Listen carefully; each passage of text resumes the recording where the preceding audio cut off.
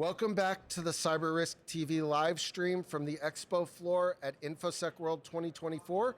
I'm your host, Dr. Dustin Sachs, and we're here for our kind of closeout of the CyberRisk TV, but not the conference. And I'm so honored to be joined by Kris Tanaka, who is the VP in Event Programming at CyberRisk Alliance and the mastermind behind all of the wonderful presentations that we've had at InfoSec World 2024, all the amazing individuals I've gotten to interview over the last 2 days. This is our final segment on our InfoSec World live stream. We're going to be letting you know about our favorite things from this year's event.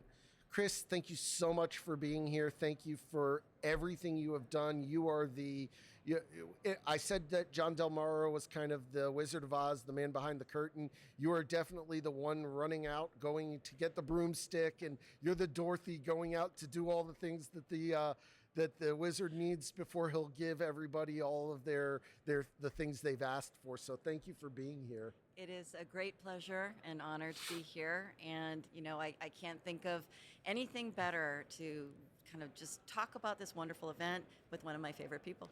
So we're coming to the end of day 2 of the conference, which most people would think, we're coming to the end of this. This is the end of the conference. We still have another half day of events tomorrow. We still have a fantastic keynote coming up this evening. We have another networking reception.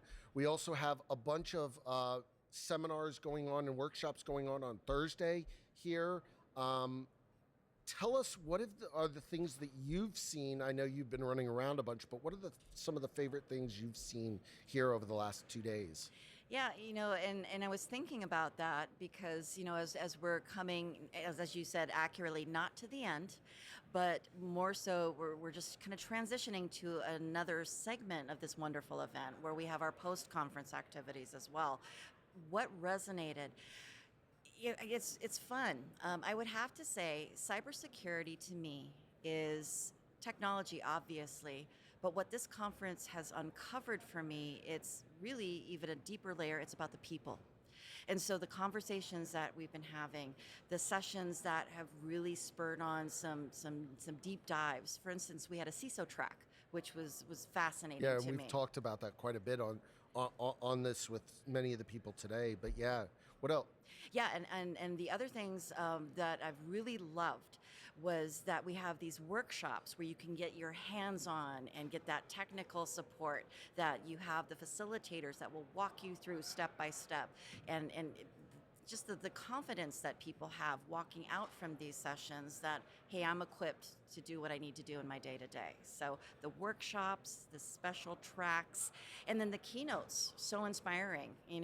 Yesterday we closed out our wonderful day 1 main conference with Zach Cass. Yeah, John Del Moro talked about how powerful that was. Blowing my mind. It was really something very special. And what's coming up after we finish our interview is we have a very special fireside chat with Diana Kelly from Protect AI, and then also Nick Bruno from SHL. And I was very fortunate to get to work with Diana on part of that CISO track and get to talk with her. And she is just a fountain of knowledge and a very amazing person to talk to. Mm-hmm.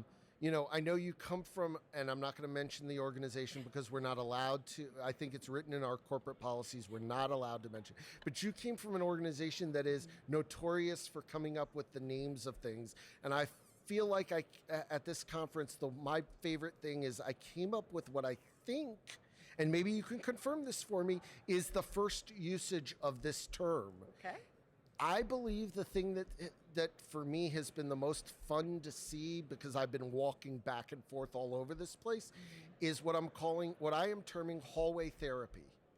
And I believe that is the first time this term has been used. But the laughter and the discussions and the commiseration and the just like understanding that everybody is, wherever you are, whatever industry you're in, everyone's having the same problems, or everyone's facing the same challenges, everyone's learning the same things.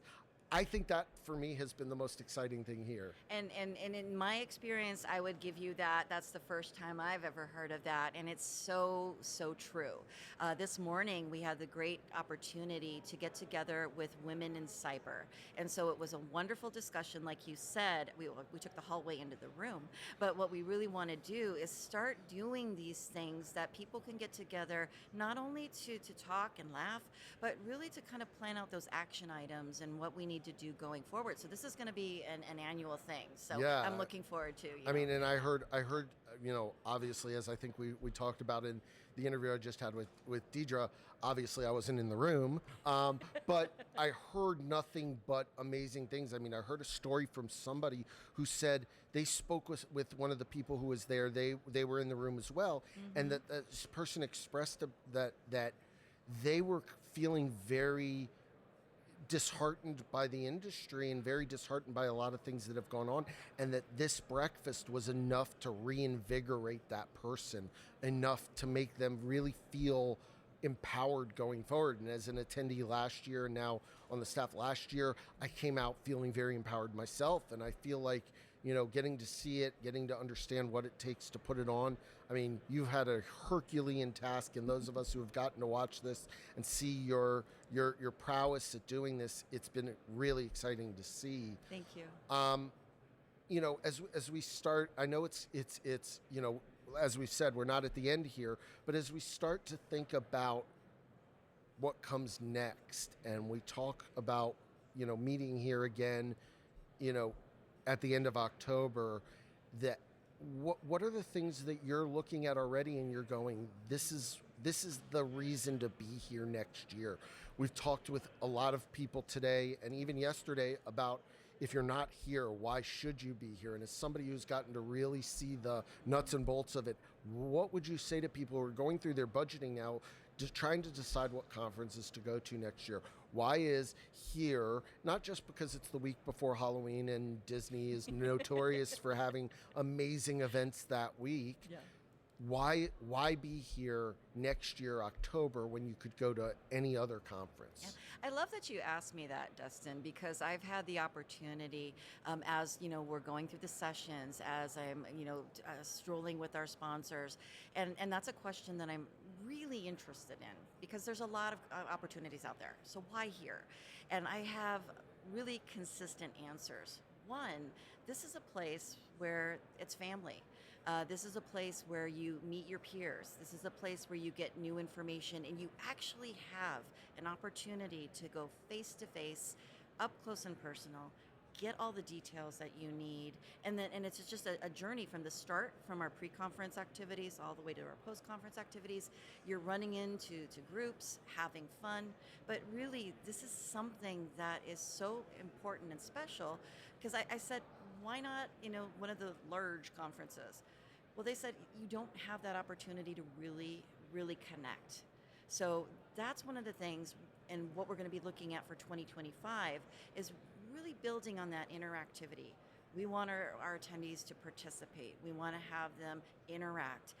Yes, it's good to absorb knowledge, and we'll still have some of that, but a lot of the things that we were doing this year is really raising the bar with getting people excited and engaged and having fun and exchanging great information. Yeah, and I think you said something that's really, really powerful, and that for me has certainly been an amazing experience, which is, you go to these other conferences and trying to find the what we'll call rock stars of InfoSec is always a challenging thing. You're looking for, literally, it's like a game of Where's Waldo. You're looking for a needle in a haystack.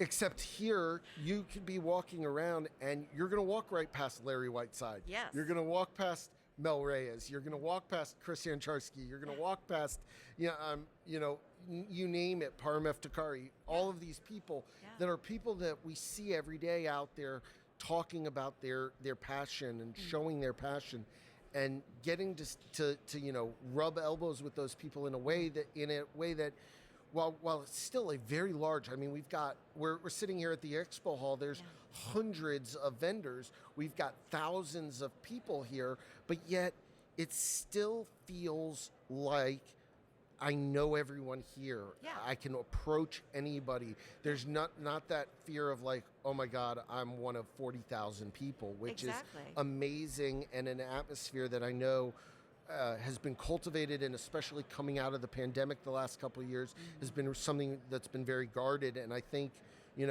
I've certainly heard, and I think I said during John Del Moro's interview, I've heard people say, the content this year, the event this year was so much better than even last year, and last year was a great event.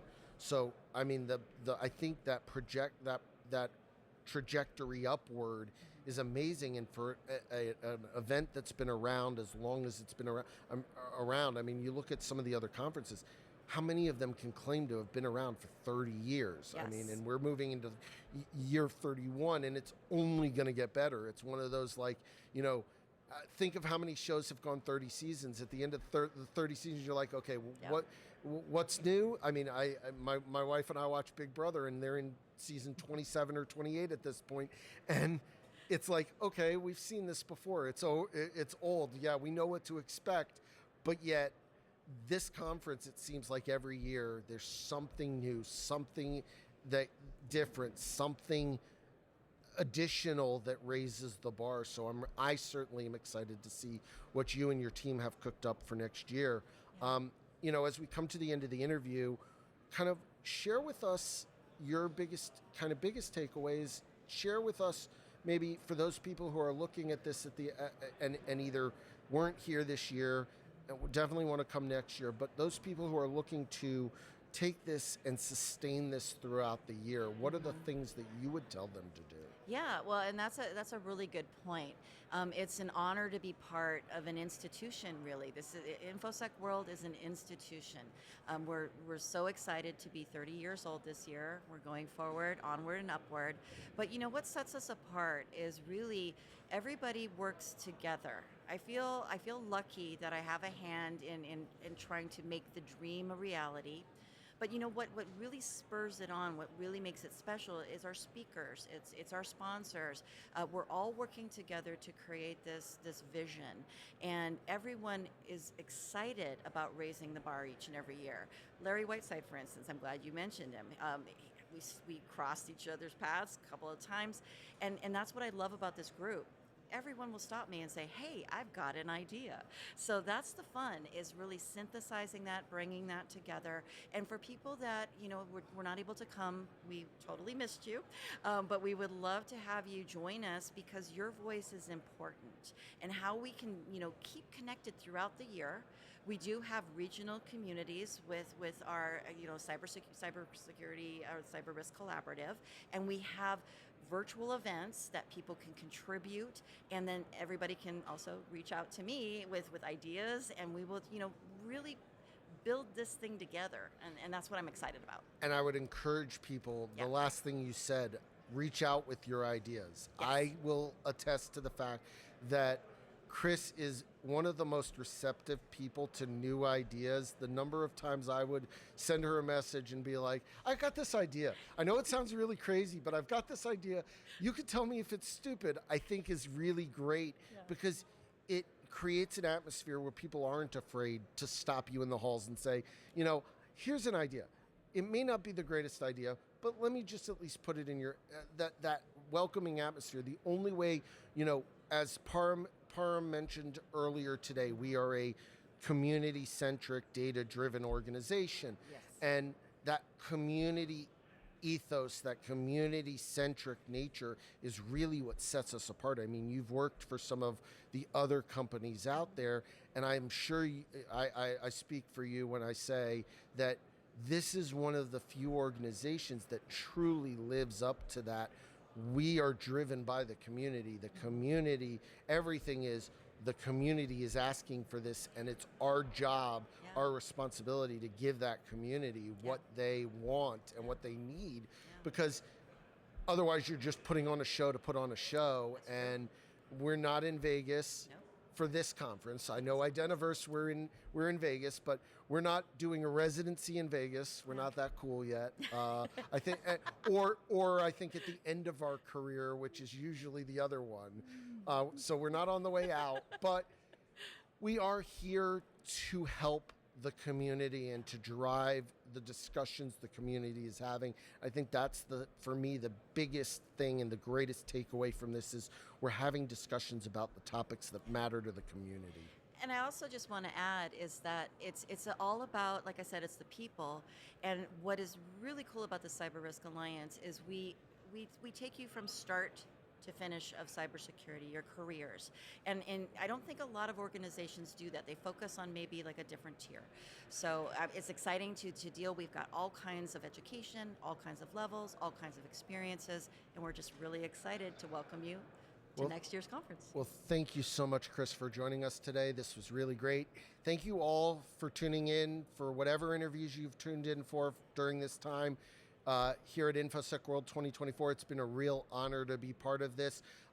Thank you to Mandy Logan for filling in on a couple of these as well. Thank you to our amazing CyberRisk TV team, Sam Estrella, Tyson. Thank you very much for all of the work that you guys have done here to make us look good. Anyone who wants to see any of the interviews we've done here or any of the coverage from this live event, please visit securityweekly.com/ISW. And we hope to see you again at our next CyberRisk TV event, which I believe is in about a month. So thank you all for being here. Thank you for watching. And we hope to see you here in Orlando next October.